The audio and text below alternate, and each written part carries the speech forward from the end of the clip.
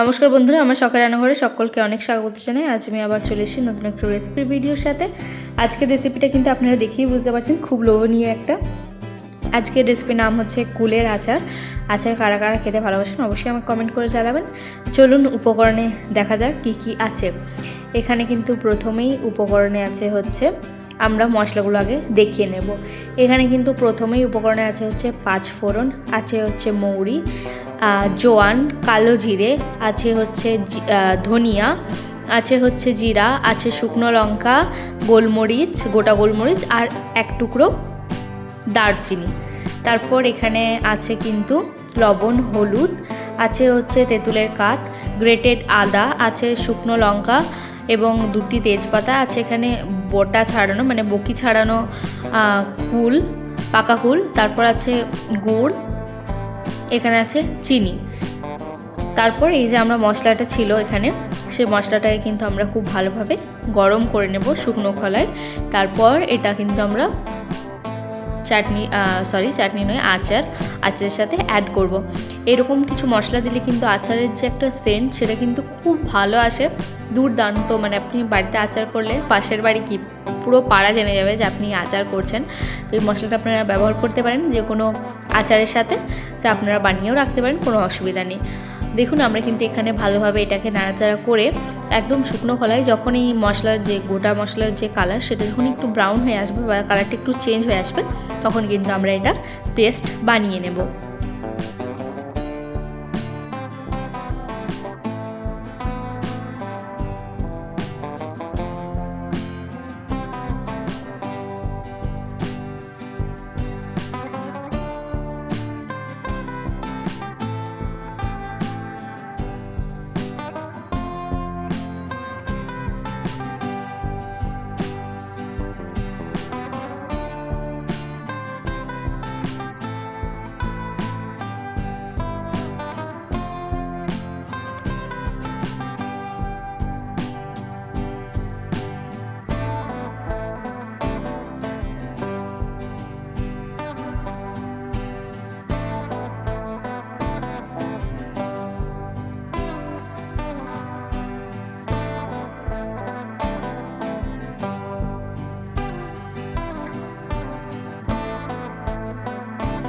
দেখুন এখানে কিন্তু কালার পুরোপুরি চেঞ্জ হয়ে গেছে, আপনারা বুঝতেই পারছেন।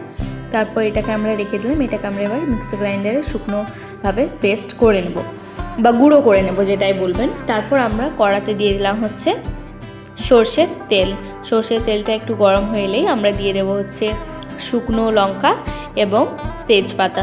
দেওয়ার পর একটু ভালোভাবে এটাকে নাড়াচাড়া করে নেব, যেমনটা আপনারা দেখছেন।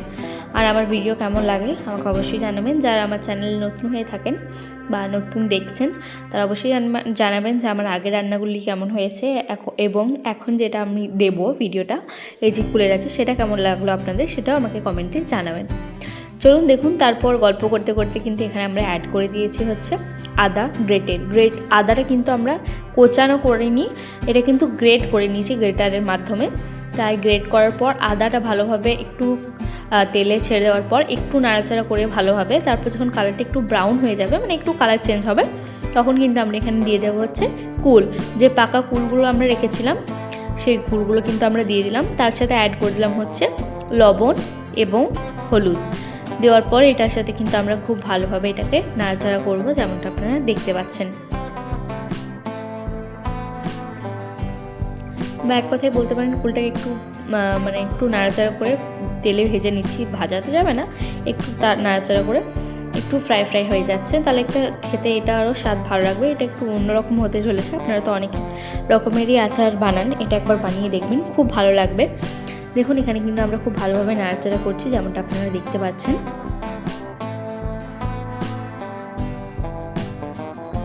তেলে দেওয়ার পর কুলটা 5 মিনিট ভালোভাবে নাড়াচাড়া করে নেওয়ার পর আমরা কিন্তু এখানে তুলে নিচ্ছি, যেমনটা আপনারা দেখছেন। ভালোভাবে 5 মিনিট কিন্তু আমরা খুব সুন্দরভাবে নাড়াচাড়া করে নিয়েছি আদার সাথে। তারপর কিন্তু এটাকে আমরা তুলে নিচ্ছি।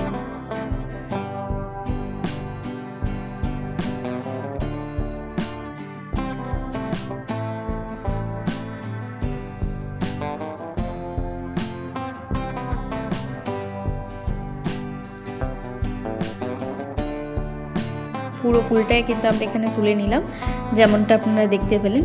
তারপর এখানে কিন্তু আমরা অ্যাড করে দেবো হচ্ছে একদম ছোট বাটির 1 বাটি জল, একদম ছোট বাটি, যেমন বাটির সাইজটা আপনারা দেখতেই পাচ্ছেন, এরকম বাটির 1 বাটি কিন্তু আমরা এখানে জল অ্যাড করে দেব। তারপর এখানে একটু ভালোভাবে নাড়াচাড়া করে নেব। নাড়াচাড়া করে নেওয়ার পর আমরা কিন্তু দিয়ে দিলাম গুড়। গুড় দিয়েই করবেন। আপনারা চাইলে শুধু গুড়েরও বানাতে পারেন, আবার চাইলে গুড় চিনি মিক্স করেই বানাবেন, সেটাও কোনো অসুবিধা নেই। কিন্তু আমি কিন্তু এখানে পুরো গুড় চিনি মানে গুড় চিনি মিলিয়েই করছি। আপনারা এরকমও করতে পারেন যে চিনিটা অনেকে অ্যাভয়েড করে চলেন, তো সেটাও করতে পারেন, শুধু গুড়েরও বানাতে পারেন, কোনো অসুবিধা হবে না, খেতে সেটাও ভালো লাগবে। কিন্তু আমি এখানে একটু চিনিটা অ্যাড করেছি, দেখতেই পাচ্ছেন। একটু জলের মধ্যে আমরা গুড়টা ফেলে দিয়েছি। গুড়টা ফেলে দেওয়ার পর গুড়টা একটু গলে যাবে, যেমনটা আপনারা দেখছেন যে জলটা কিন্তু খুব ভালোভাবে ফুটে আসছে। তো গুড়টা গলে গেলে আমরা কিন্তু আগে রান্নায় যাব। আর দেখতেই পেলেন যে শুকনো খোলায় যে আমরা মশলাটা, গোটা মশলাগুলো ভালোভাবে মানে রোস্ট করলাম, সেগুলোকে একটু ঠান্ডা করে মিক্সার গ্রাইন্ডারে দিয়ে দিয়েছি গুঁড়ো করার জন্য।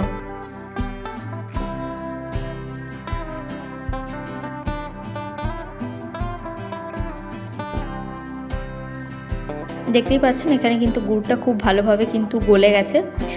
গলে যাওয়ার পর আমরা কিন্তু এখানে দিয়ে দিলাম হচ্ছে চিনি, 1/2 বাটি মতো চিনি আমরা কিন্তু এখানে অ্যাড করেছি।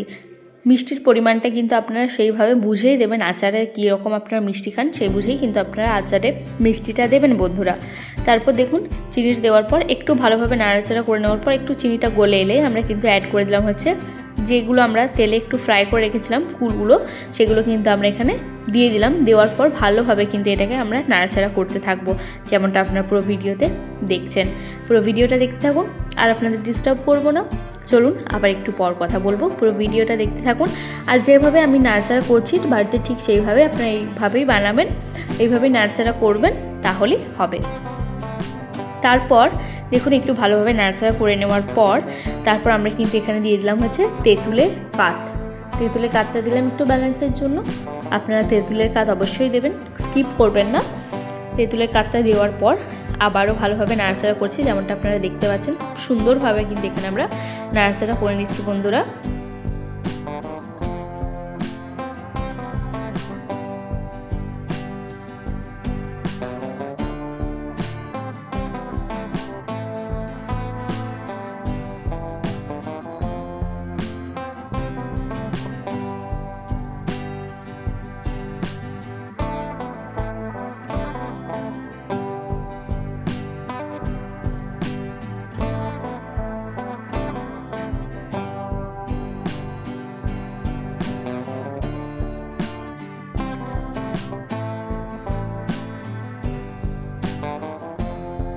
এখানে কিন্তু আপনারা দেখতেই পাচ্ছেন যে জিনিসটা খুব ভালোভাবে কিন্তু আমরা নাড়াচাড়া করে নিচ্ছি, বারবার করে নাড়াচাড়া করছি, যাতে গুড় দিয়েছি তো অনেক সময় লেগেও যায় নিচে।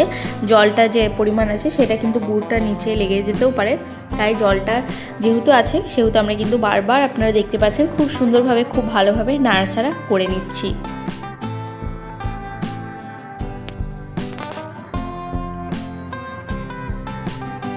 দেখুন এখানে কিন্তু জলটা খুব সুন্দরভাবে ফুটে আসছে, এবং এটা যত ফুটে আসবে আর আচারে যে মানে শিরা হয়, আমরা যেহেতু গুড় চিনি দুটো এখানে ইউজ করেছি, তো এই জিনিসটা কিন্তু তত গাঢ় হতে থাকবে। তাই কিন্তু যে দেখুন জিনিসটা আমরা কিন্তু খুব ভালোভাবে বারবার করে নাড়াচাড়া করছি, এবং জিনিসটাকে কিন্তু ছেড়ে দিচ্ছি একটু করে ফুটে যাওয়ার জন্য, যাতে জলটা না থাকে। যে আচারের যে একটা মানে গ্রেভি হয় বা যেটাই বলবেন, আচারের যে একটা কাত হবে সেটা যেন একটু মোটা হয়, তাই কিন্তু আমরা ছেড়ে দিচ্ছি, একটু একটু করে নাড়াচাড়া করছি, আবার একটু পর ছেড়ে দিচ্ছি, যাতে জিনিসটা জলটা ফুটে গাঢ় হয়ে আসে এবং আচারটি খেতে অসাধারণ লাগে। দেখতে পাচ্ছেন আমরা কিন্তু খুব ভালোভাবে নাড়াচাড়া করছি বারবার করে, এখানে কিন্তু আমরা ছেড়ে দিচ্ছি না। তাই আপনারাও কিন্তু এখানে বারবার করে ভালোভাবে নাড়াচাড়া করে নেবেন বন্ধুরা।